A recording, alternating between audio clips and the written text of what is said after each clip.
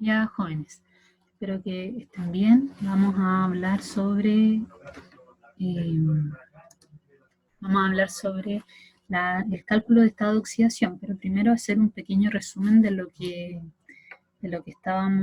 ustedes vieron en la diapo. Ya, las reacciones de óxido de reducción ocurren en distintos ámbitos de la vida cotidiana. Ya existen reacciones redox en el área de la biología, por ejemplo, el respirar es una reacción redox. Cuando se corroe un metal, ¿cierto? Un clavo, cuando se oxida una manzana, para el funcionamiento de las pilas, de las baterías, de computadores. Nosotros tenemos reacciones redox, ¿ya? Pero en sí, ¿qué es una reacción redox? Es una reacción donde va a haber una especie que se reduce y otra especie que se oxida al mismo tiempo. Es decir, una reacción redox es una reacción donde se comparten electrones, ¿ya? Ese es el principal sentido de una reacción redox. Un elemento traspasa electrones a otra, es decir, un elemento o un compuesto cede electrones y el otro los gana. Y ahí ocurre una reacción de óxido-reducción. Pero antes de pasar ya en detalle a las reacciones de óxido de reducción, tenemos que aprender a calcular el estado de oxidación. Y el estado de oxidación era algo que ustedes ya habían trabajado en primero medio,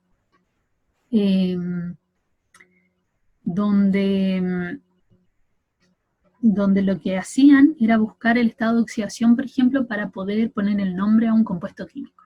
¿Ya? Vamos a volver a retomar esa unidad. Entonces, el estado de oxidación, chiquillos, es nada más que, en palabras sencillas, cuántos electrones puede ganar, puede perder un elemento, un compuesto. Es eso, un elemento en realidad. Y hay una serie de reglas para poder determinar el estado de oxidación. Yo se las puse en la diapo, pero acá las voy a ir escribiendo más detalladamente y con ejemplos para que ustedes la puedan entender. Por ejemplo, ahí sí.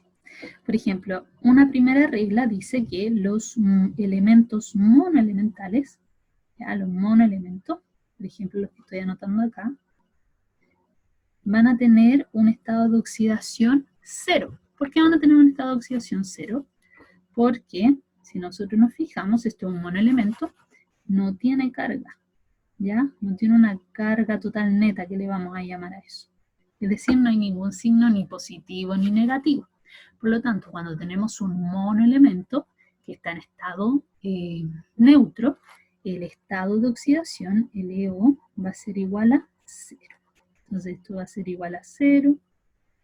Acá también va a ser 0, acá también va a ser 0. ¿Por qué? Porque no hay carga. Está en estado neutro. Ahí, estado lo vamos a abreviar así. Estado neutro. ¿Ya? Esa es la primera regla. La segunda regla, cuando tenemos monoelementos en estado iónico, por ejemplo, ahora en vez de tener calcio neutro, tengo calcio 2+. O voy a tener flúor menos. Voy a tener azufre -2. O voy a tener aluminio +3. ¿Ya? Entonces, ¿qué ocurre acá? Aquí yo voy a observar que esto también es un monoelemento, pero que tiene una carga. Entonces ahora la carga total neta va a corresponder al estado de oxidación. Entonces acá, el EO, por ejemplo, del calcio, como es un monoelemento y está en estado iónico, vale +2. Acá el flúor vale -1. Recuerden que el 1 en química no se escribe. Por lo tanto, si me sale solo un signo negativo, significa que es -1. Acá el del azufre va a ser -2 y el del aluminio va a ser +3. Esto ya ustedes lo han trabajado en primero medio, ¿ya? Así que ahí vayan recordando. Ya, una tercera regla dice lo siguiente. Por ejemplo, en un compuesto como el ácido nítrico, ya, el ácido sulfúrico, y pongamos el ion sulfato. ¿Sí? Tenemos eso. ¿Qué pasa? Acá ya no tenemos un monoelemento, no tenemos un elemento solito, sino que tenemos un compuesto químico. ¿Qué dice la regla? La regla dice lo siguiente, que la suma, haciéndolo con la flecha, la suma del del estado de oxidación del hidrógeno con el nitrógeno y con el oxígeno me tiene que dar igual a la carga neta de este compuesto. Es decir, ¿cuál es la carga neta de acá de este compuesto? Del ácido nítrico. No hay ningún signo ni positivo ni negativo, por lo tanto sería igual a 0. Entonces decimos que cuando sumemos el EO del hidrógeno más el estado de oxidación del nitrógeno más el estado de oxidación del oxígeno, al sumar esos tres estados de oxidación, esto debe ser igual a 0. Lo mismo va a pasar con el ácido sulfúrico. Ya no hay ninguna carga ahí arriba, por lo tanto, la carga total neta sería igual a 0. Por lo tanto, la suma del estado de oxidación del hidrógeno más la suma del azufre más la suma del oxígeno me debe dar igual a 0. Pero acá tengo un compuesto que es iónico. Como tengo un compuesto que está en estado iónico, dice menos 2. Es decir que lo vamos a igualar todo esto a menos 2. ¿Qué quiere decir esto? Que cuando sumemos el estado de oxidación del azufre más el estado de oxidación del oxígeno, la suma de ambos estados de oxidación tiene que ser igual a menos 2. ¿Ya? Eso es la tercera regla. Y, por ejemplo, se nos van quedando algunas otras. Ahora la pregunta es, ya, pero ¿cuál es el estado de oxidación que tiene el hidrógeno, el nitrógeno, el oxígeno? Simple, tengo que saber lo siguiente. El oxígeno, en cualquiera de los ejercicios que hagamos, el estado de oxidación va a tener menos 2, excepto en los peróxidos, que es menos 1, pero no vamos a trabajar con eso. Ya vamos a trabajar solamente cuando el oxígeno sea menos 2. Entonces, siempre, chicos, el estado de oxidación de un átomo de oxígeno es menos 2. El hidrógeno, si se une con un metal, por ejemplo, metal más hidrógeno, el hidrógeno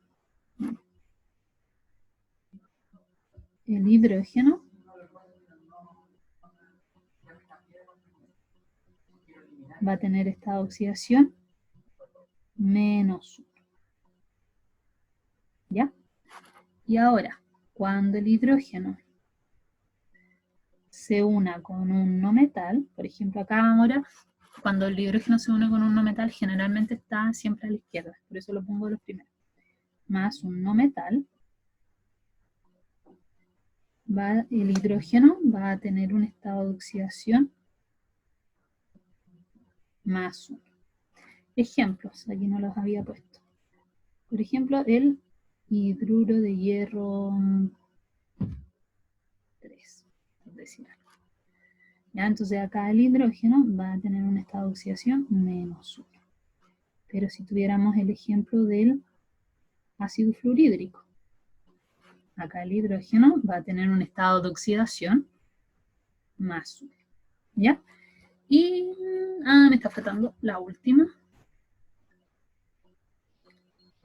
que dice que el ion hidroxilo, el OH, ¿se acuerdan que nosotros en la unidad de ácido-base escribíamos OH-1?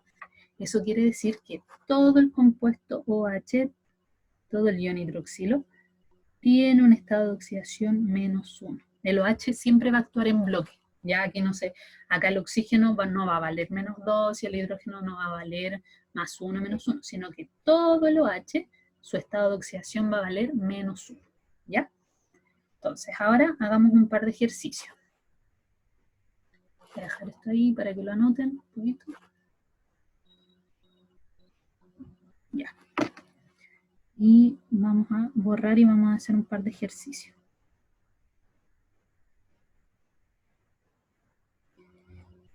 Si puedo borrar más rápido esto. Ah, no, pasamos a la siguiente hoja. Ya, recién aprendiendo a usar esto. Ya, entonces, por ejemplo, me piden, calcule el estado de oxidación, por ejemplo, me dicen NO3 menos. Y me preguntan, no, vamos a hacer así mejor. Vamos a poner una pregunta. Ya. ¿Cuál